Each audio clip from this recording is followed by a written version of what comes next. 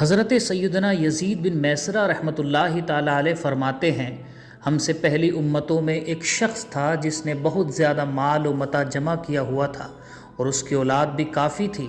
طرح طرح کی نعمتیں اسے میسر تھیں۔ کثیر مال ہونے کے باوجود وہ انتہائی کنجوس تھا۔ اللہ تعالیٰ کی راہ میں کچھ بھی خرچ نہ کرتا، ہر وقت اسی کوشش میں رہتا کہ کسی طرح میری دولت میں اضافہ ہو جائے۔ جب وہ بہت زیادہ مال جمع کر چکا تو اپنے آپ سے کہنے لگا، اب تو میں خوب عیش و عشرت کی زندگی گزاروں گا۔ چنانچہ وہ اپنے اہل و عیال کے ساتھ خوب عیش و عشرت سے رہنے لگا۔ بہت سے خدام ہر وقت ہاتھ باندھے اس کے حکم کے منتظر رہتے۔ الغرض وہ ان دنیاوی آسائشوں میں ایسا مگن ہوا کہ اپنی موت کو بالکل بھول گیا۔ ایک دن ملک الموت علیہ السلام حضرت سیدنا اسرائیل علیہ السلام ایک فقیر کی صورت میں اس کے گھر آئے اور دروازہ کھٹکھٹایا۔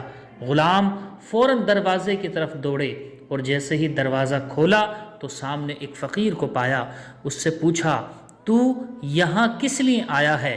ملک الموت علیہ السلام نے جواب دیا، جاؤ اپنے مالک کو باہر بھیجو، مجھے اسی سے کام ہے۔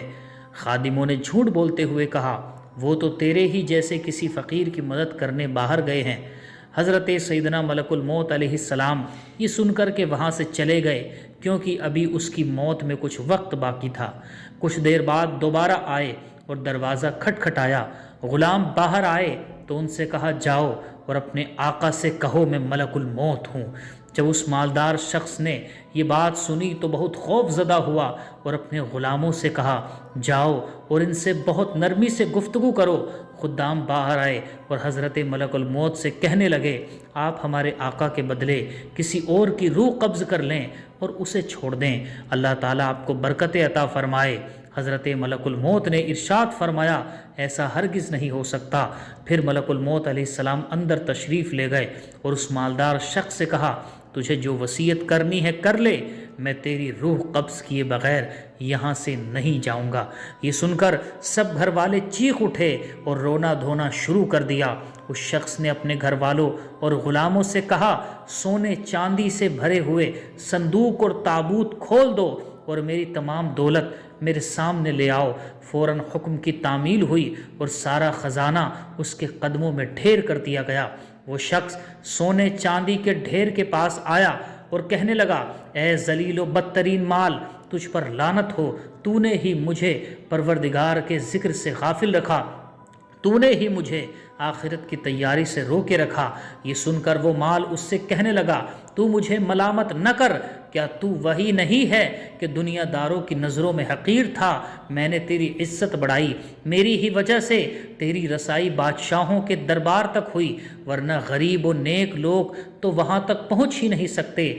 میری ہی وجہ سے تیرا نکاح شہزادیوں اور امیر زادیوں سے ہوا، ورنہ غریب لوگ ان سے کہاں شادی کر سکتے ہیں۔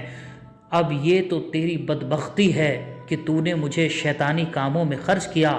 اگر تو مجھے اللہ کے کاموں میں خرچ کرتا تو یہ ذلت و رسوائی تیرا مقدر نہ بنتی۔ کیا میں نے تجھ سے کہا تھا کہ تو مجھے نیک کاموں میں خرچ نہ کر؟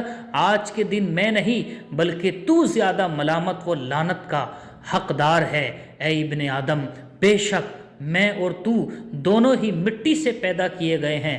بس بہت سے لوگ ایسے ہیں جو نیکی کی راہ پر گامزن ہیں اور بہت سے گناہوں میں مستغرق ہیں۔ گویا مال ہر شخص سے اسی طرح کہتا ہے، لہٰذا مال کی برائیوں سے بچ کر رہو اور اسے نیک کاموں میں خرچ کرتے رہو۔ اجل نے نہ کسرا ہی چھوڑا نہ دارا، اسی سے سکندر صفاتہ بھی ہارا۔ ہر ایک لے کے کیا کیا نہ حسرت سی دھارا، پڑا رہ گیا سب یوں ہی ٹھاٹ سارا۔